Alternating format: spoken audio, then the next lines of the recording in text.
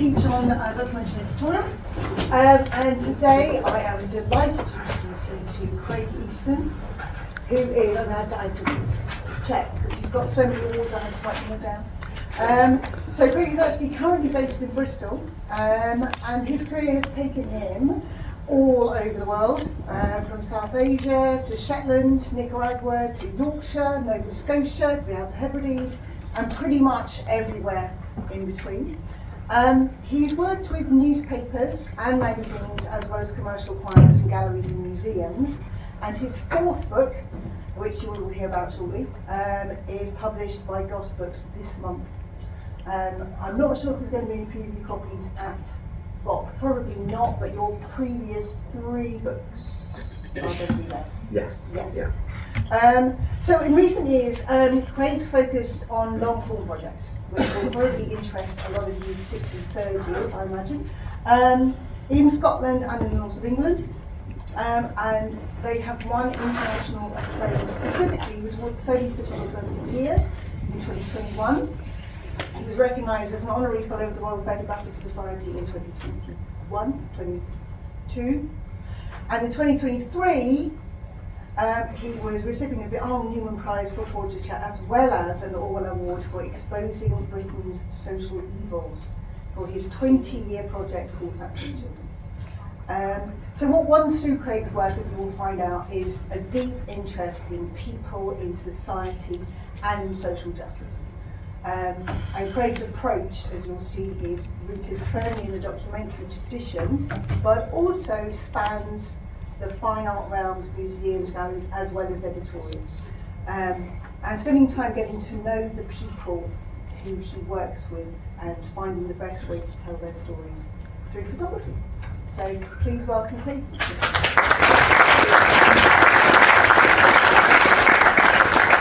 Thank you very much. Thank you, Lottie. And I'll just reiterate what Tom said, actually. Come to Bristol. BOP is just about the best photography event in Britain. I mean, Photo London's great, but BOP is really lovely. So come up next Saturday if you can. And I'm going to sit down today, and you'll need to forgive me because I'm going to need to read a little bit, because I've given lots and lots of talks about my career and you know how it's progressed and what I've achieved and things like that. But I'm not going to do that today. That would be the easy option, and I'm going to talk about not taking the easy option. So I've kind of ditched all that, and I'm going to talk about other things. I'm going to talk more widely about being a photographer, and a little bit about the work I'm making now and how it's come about and why I'm making it. And then from that I want to talk about why we all make work, how we keep going and why we keep going. So it's about sort of taking risks. We're going to talk about taking risks, like chucking away your talk and starting again. So this is the first time I've given this talk. I'm doing a talk next week at LCC, so you're the guinea pigs. But I want to talk about resilience and about self-belief. Not, I hasten to add, because I have mastered resilience or self-belief. I definitely have not. So you might as well, as photographers, you might as well accept that from the start. That you know, you're always worried about your work. You're never confident about it. And even though, you know, 35 years I've been doing this, I'm still a photographer. I'm still struggling. I'm still trying to make it up as I go along. And I still think the next thing I'm going to do is going to be crap. But the only way around that is to say, okay, I'm going to double down and work harder to try and make sure that it's not crap. But I still believe in the power of photography. I'm a still photographer. I don't make movies, I don't do all the other things. I do what I did 35 years ago. I do it differently now, but it's evolved. And despite the precarious nature of photography, I would still not choose any other life. It's been fascinating and continues to be fascinating. So I'm going to just sort of introduce myself. It's gone very dark, hasn't it? I started out in newspapers. I worked at the Independent, and it was a lot of fun. This was the early 90s, and I would go off and shoot stories all over the place at a moment's notice. But when I was in London, I'd be rubbing shoulders in and out of the darkroom with these great photographers that had been around the block since the early 70s. And I really learned my trade from them. It was a sort of great camaraderie. But I was thrown in at the deep end. I was 21, 22, working for the Independent. And you know that famous Robert Frost poem, The Road Not Taken, where he says, two roads diverged in the wood, and I took the one less travelled by, and that has made all the difference. And it feels to me that when we're starting out in photography, that's exactly what we're choosing to do in life. We're not taking a full-time job, 40 hours a week, that pays you this and pays your bonus at Christmas. And, you know, there's plenty of people that would choose that life, but I didn't, and many of you won't. But you can expect it to be an interesting life. It won't necessarily be secure, but it'll be fascinating. So this is the kind of stuff I was making right early back in the day. This is in Liberia. And it was a real mixed bag. I'd be asked to do all sorts of stuff, a portrait of David Hockney. And one of the great things we had at the Indie was this freedom. It was almost an obligation to tell stories in a different way. And this was Remembrance Day. In fact, I think I shot this whilst I was at college. Ted here went to college with me, he'll probably remember that. But this was just about the first picture I had published in the Guardian way back, and it was kind of just before the beginning of the Gulf War, the first Gulf War in 1990. And we had this kind of ability to say, okay, you can make pictures, but you don't have to just do the talking head on the podium. You can find a way. So the symbolism is not lost on people, where people were saber rattling, saying we're going to invade Iraq, and we were whilst remembering people that had died in previous wars. So the fact that they ran this picture was quite bold. And the thing that happened at the Indie was that we were considered to be journalists. Thank you. Not too. Needing the loo as well. You know, we'd be just as likely to go to the news desk and say, look, I'm working on a story, I want a writer to come with me, than the more traditional other way round, where the photographer's job was to illustrate writers' words. And that's kind of stuck with me throughout my career. It's probably made me quite bolshy, but it's also sort of made me plough my own furrow. Going back to that Robert Frost poem, that's what you have to do. You know, any writer or photographer or artist is only making work from their own perspective. And we'll go into that a little bit later, but what I wanted to do very early on at The Independent is I wanted to move away from the single picture stories. So this is the very first example of that. This was a piece of work. There was a word being bandied around at the time called the underclass, and everyone was talking about the underclass. So this piece, I went to spend a week with a family in Blackpool, and we were looking at who are the underclass. And it was a family with 6 children, and they couldn't get a job because they didn't have a permanent address, and they couldn't get a permanent address because they didn't have an income. And it was called a poverty trap. But at the end of the week, The Independent still ran it just as one picture. But bear in mind, this was a broadsheet. I mean, it was that size, and I still get, you know, I got a lot of messages about it. I got a lot of letters about it, and people still talk about this work now.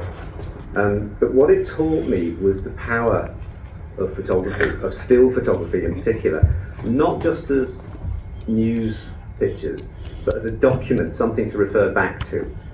And so that's kind of lesson number one that I want to talk about today is you have to believe in the work you're making.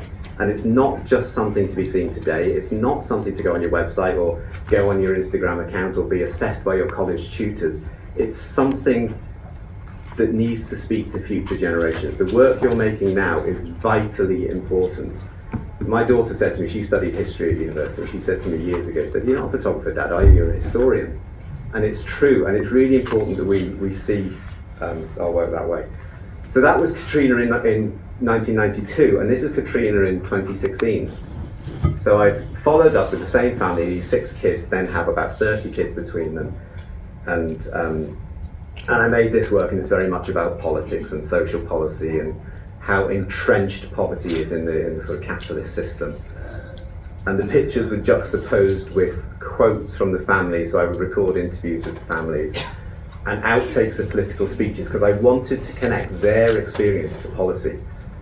So I'm not going to talk too much about that work other than to say that's what became what eventually was my third book. And I think Lottie said it was 20 years, it was actually 30 years. I'm that old. So it was published in 2022, but the work was started in 1992. And in a sense, it was it was me getting my anger about Thatcher and about the 1980s and about the neoliberal consensus in British politics out of my system. And it was described by Radio 4 as a polemic. And that made me think. I kind of think, in some senses, that's a justified, I don't know if it's a criticism, it's maybe just a comment on what the work is. But I don't want to be a polemicist, not all the time, anyway.